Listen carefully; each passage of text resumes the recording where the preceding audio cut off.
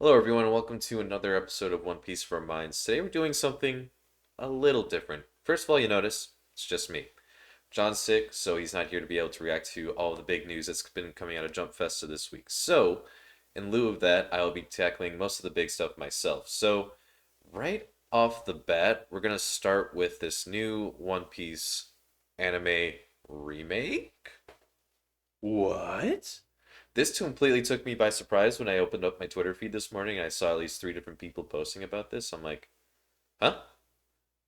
Who? Excuse me? A One Piece remake?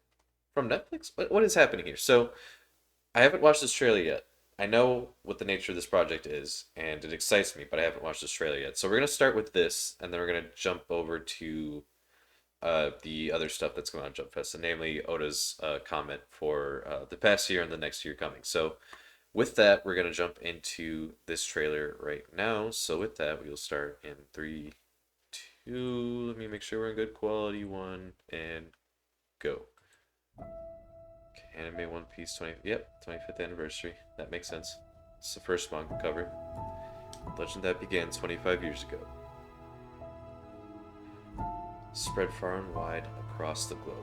Yeah, in this interconnected world. Okay, seeing all these glimpses of the anime. Let's embark on a journey. Once again. Yeah, we're caught up to Wano there. The old anime. Alright, you got the original East Blue volumes. Is this Soda drawing this? It's Studio. That's really excites me. With an all-new animation team. This is so exciting. Ready for a fresh new reboot. Produced by Wit Studio. Coming to Netflix. The One Piece. That's exciting. What else is there? First things first, I've got to get a crew. I think about 10 men should do. That's awesome. I love this illustration. That's awesome. Okay, we're gonna cut to the...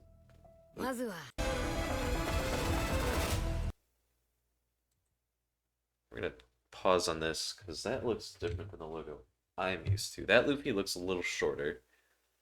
The fact that it's the One Piece, the text looks a little different too. I mean, obviously the Jolly Roger looks the same. Yeah, this feels a lot more straight and less bouncy and fun than the original logo is, and I think they're gonna stick with this logo. So I think that's not up for debate. I don't think. Which makes me wonder if we're gonna get a different art style from what we've had. I would be kind of surprised, but you do gotta differentiate yourself a little bit from the original. So I'll be very curious to see what that looks like. Because again, the Jolly Roger here looks the exact same as it does on the original logo. I'm just going to grab my volume 103 real quick. Just so I can more easily compare it. Yeah, there's no rope coming out of the mouth like you see here. Um, so yeah, I don't know. It looks a little different, but I kind of want it to be a little different. I think obviously it's going to be a little bit more faithful than what the original anime was, because if you've not watched the original anime, we don't start with Romance Dawn. We start in, I mean, we do start in Romance Dawn. What I mean by that is we don't start in Fusha Village. We kind of get that flashback a little bit later. So like the beginning of the series is a little jumbled. It doesn't happen as it does in the manga. So I have to imagine this will be a lot more faithful of a recreation of that. But this is super exciting. Produced by Wit Studios. If you don't know, they said in this trailer that they were the people that do Spy Family, and they've been doing a really good job with that, I think. And I did see, it did say it was in production, so like we're gonna have to wait a while for this. This is only just announced. I even saw a post that Wit Studios is hiring other people, and they're asking for people to jump on and say, "Hey, I want to work on this." So that tells me that this is going to be very, this probably won't hit next year. This might be early next or 2025. I don't see this hitting 2024. But this is super exciting, and I want to get this out of the way first because I think this is the most exciting news that we got out of everything we've gotten at Jump Festa from One Piece. Um, yeah, that kind of looks like I want to say that is Oda, but I really don't know. Um, So yeah, this is a really exciting time for all One Piece fans to not only have a pretty decent live action show, a new movie, and now this, and we're leaving Wano in the anime. So like we're in a good spot right now, us One Piece fans. We're eating good. So with that, I'm going to transition over into the the message that Oda left. So to do that, we're gonna jump over to Artur Library of O'Hara on Twitter at New World Artur. Shout out to the homie. He does a good job breaking One Piece news um, every time it comes out, and he's been all over it this morning because but some of the highlights, just want to quickly point out, we have voice actors now for the new arc, the Egghead Island arc. The notable ones I want to point out, Aya Hirono, she's done a lot of stuff. Obviously, you can see here she did Misa from Death Note and Haruhi and Lucy from pretty well-known shows like Fairy Tail and Haruhi Suzumiya. And then Vegapunk also has, voices Dr. Doofenshmirtz from the Japanese dub of Phineas and Ferb, so I think that's perfect. Um, so he's been all over the place, covering news from this from Jump Festa, and we have a new opening and a new ending coming pretty soon. And it'll be the people that performed the original opening and ending for the One Piece anime. So that I have to imagine we'll get that in the first episode of Egghead when that drops. Um, so yeah, without further ado, I want to see if this, because he has an updated one too. Um, okay, so we're gonna read this and then we're gonna dissect it. We're gonna go through it. Okay, everyone who came to Jump Festa, are you having fun? This is Atarashi Gakko's leader assistant. Nah, it's me, Ichiro Oda. So immediately just like that's just Oda's thing. He's a goofball. And he does this every year. He leaves a message every Jump Festa. I forgot to kind of lead into this. So yeah, it's always been like just in celebration of what's come in the year before and what he kind of teases things a little bit. Like I think last year he said, "Oh, that character and that character are fighting." What like it's all vague general stuff, but it's always exciting. So many things happened in 2023 that the year flew by in the blink of an eye. Film Red had an encore re-release in Japan, so thank you very much for that. And for half the year, I was giving it my all with the live action adaptation. I even went to LA. Despite how busy I am, I nervously witnessed its release. It even reached the top of Netflix for 3 weeks in a row. It was a big hit. Incredible. This success was a result of more struggles and battles than you could imagine, so it was a massive relief for me as well.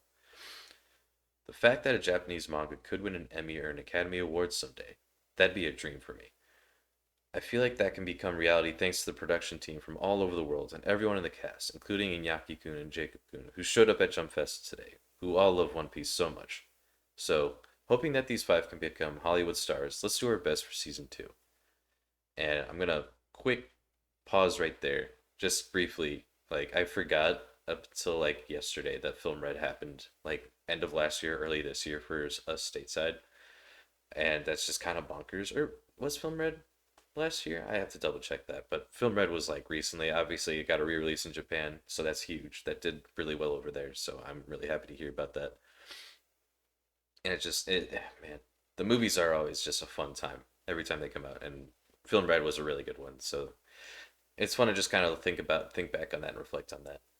And then we have the Netflix show, and we did our review of it on here. You can scrub through our TV show and movie reviews. We also reacted to the first trailer. That was one of our first videos that really blew up. So we really have a soft spot for the live action One Piece. I really enjoyed it, despite everything working against a live action anime adaptation. That's never really worked this side of the world before. So we were all kind of hesitant about watching it, and then we were all pleasantly surprised. So I'm glad that it worked out that way. It looked like that was a huge relief for Oda.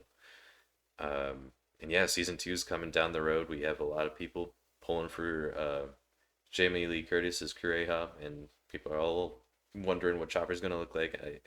Man, the season two of the live action is just it's exciting, and I don't know when we see that. That might be end of 2024, if that. Probably 2025 if I had to guess. Because they just started that too, like as soon as the writer strike was over. So I have to imagine we won't see that till the end of this next year, early 2025. Um, So yeah, that's exciting. He's excited for season two. I think we all are. They can only improve or get worse, but odds are they took note of the lessons that they learned this last season. They'll only improve. So yeah, let's jump back into this. Now then, in the anime, the Wano country's emotional last scene was animated, and we head to Egghead. The anime episodes are also streaming on our Japanese YouTube channel, so please give that a watch. Next year, the anime celebrates 25 years. We have a massive project in mind for that. It'll be fun.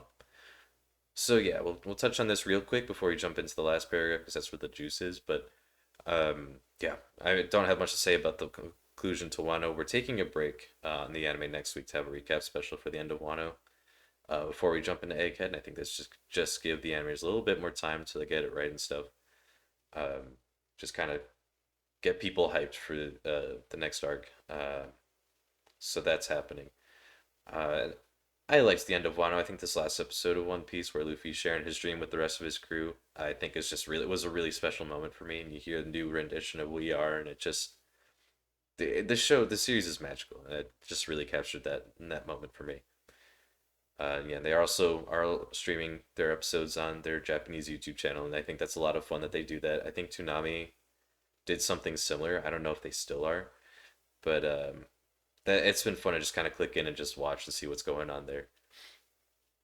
Yeah, and then he talks about the huge project as the anime celebrates 25 years, which is the One Piece remake that we saw already. Um, Now, I didn't mention it, but it was, in celebration for the 25th year anniversary of the anime starting. It makes me wonder if maybe we do maybe see that by the end of the year, but I'd be very surprised if we did. Um, so I that might be a case of, we have this big idea, but we're gonna push it, but it is in celebration of the 25th anniversary of the anime. So, I don't know. We'll see. So, jumping into this last paragraph, though, of course, I'll keep working hard on the manga as well. But this past year, many characters have faced many events. Truly a terrifying world. I mean, yeah. Look at Garp, look at Kid, look at Law. Like, so many people have, faced unfortunate circumstances in this last year alone. It's kind of nuts. If Luffy and the others can leave Egghead safely, they should be going to that island. I also considered not taking that route, but I may not be able to stop Luffy. If that does end up happening, then there'll be a struggle for that thing. And finally, at last, it'll happen. The battle between that character and that character may lead to unexpected results. Onward to next year, alongside the 25th anniversary of the One Piece anime. I'll be in your care once again. Eiichiro Oda. There you go. So yeah, I really want to focus on this last paragraph here. This is where the meat is. Uh, if Luffy and the others can leave Egghead safely, which they will probably, I don't know at what cost. I think we're still a bit off from us leaving Egghead. I think we still got a couple chapters left in Kuma's backstory, and then after that we got to deal with Jay Garcia, and who knows how that's going to play out. I have no idea, and that's not to take into account all the different world building stuff that Oda's been planting. Like we didn't expect to leave Egghead for as long as we did in the middle of that arc, so. Um, And it's hard to say how long we've got left in Egghead, but it does seem that we are heading to Elbap next. And I find it interesting that Oda even mentioned that he thought about not including that. And that's intriguing to me because every time I mentioned that the possibility of us not going to Elbaf, I would always get hit with the, oh, but we've been building up to it for so long. And it's like, yeah, we have, but that's not a foregone conclusion. So it is curious to hear that he also had some of those same thoughts. Um, because it felt like the later we got in the Grand Line, the further away from Elbaf we were getting. So it's good it just feels interesting that not only is Elbaf one of the last arcs before we actually get to Laugh Tale, just kind of keeping that in mind as Oda says that it's an interesting comment, an interesting anecdote. Um, and I just like that, he's like, I may not be able to stop Luffy, which is just fun. You love hearing an author just say that about his main characters because like that tells you how well written they are, and in that they're kind of saying where the story's going to go instead of the author saying, well, no, we're not going to go to Elbaf, we're going to go to this island instead. But it's like, nope, the characters are telling the story, not Oda, and I think that's a sign that Oda's really got these characters down to a T. Which, after writing this for 20 plus years, I would imagine he would. So yeah, and then there'll be a struggle for that thing. I have to imagine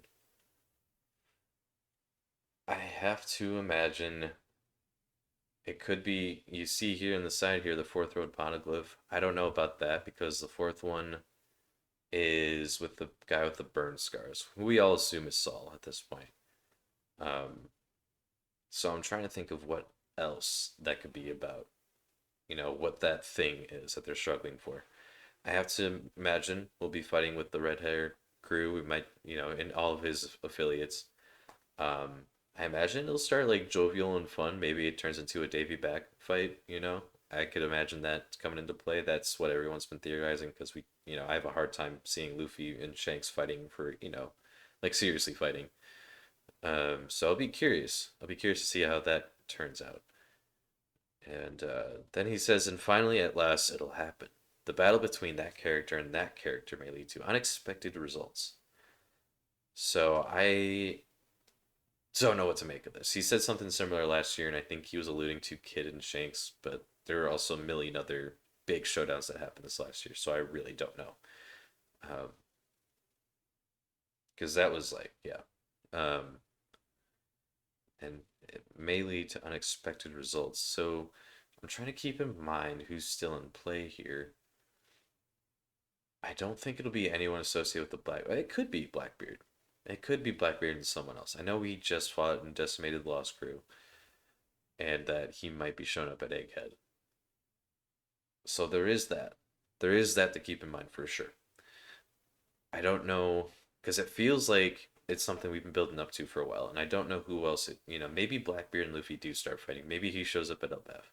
Maybe those people saying that he'll show up at Elbaf and kill Shanks is actually going to happen. Um, I could see that. I could totally see that. Feels a little early for Luffy to be taking on Blackbeard, but I mean, I'm not opposed to that either. So we'll see with that on that front. But as far as other long-standing rivalries, might I'm just shooting, blind shooting here. Could we be coming into contact with Buggy and Crosskill?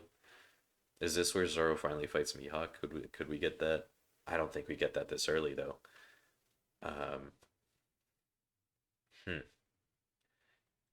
So it could be that. It could also be, and I think he's alluding to larger, in the world characters. He could be referring to Kuma and Jay Garcia. I imagine we're going to be getting that within the next few chapters, so maybe that's not what it is. But it's definitely something he's been building up to. Man, I really don't know. This could really mean anything.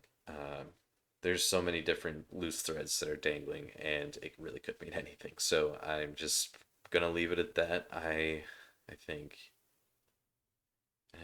no, couldn't be the admirals. Couldn't. Yeah. Well, I'll just leave it at that. I'm just gonna hurt myself thinking about this for too long. So yeah, that's just about everything that's dropped from Jump Festa. Uh, it's very exciting stuff. Obviously, the uh, remake anime is very exciting. Everything else has just been icing on the cake. We're jumping to Egghead very soon in the anime, and I'm excited to watch that. We might be covering that a little bit on this channel here, and it's just One Piece fans are in a good spot right now. So I'm really excited to see where things go in the next year. This last year was huge, and it's been fun to look back on that and reflect. But we've got so much coming down the road that it is truly a good time to be a One Piece fan. So if you're excited, leave a comment down below. What was the most exciting thing that was revealed this morning? What do you want to see from the One Piece remake? Are you looking forward to Egghead in the anime? Are you, you know what? Let me hear your theories. Who's going to be fighting who? What is Oda alluding to in his author comments? Let me know in the comments, and we'll get back to you for sure. We're pretty good about responding to comments here. But also, leave a like, subscribe, and make sure to follow us on our socials. Links will be in the description below. We announce our live streams there. We stream every Monday and Thursday, but we do have a tendency to do a bonus stream every now and then. And especially with the holidays, the schedules become a little bit more scattered. You'll see a little bit more of those, I think. So yeah, that's all I got for y'all. I'm Patrick. You've been watching Obscure Reference. Stay golden.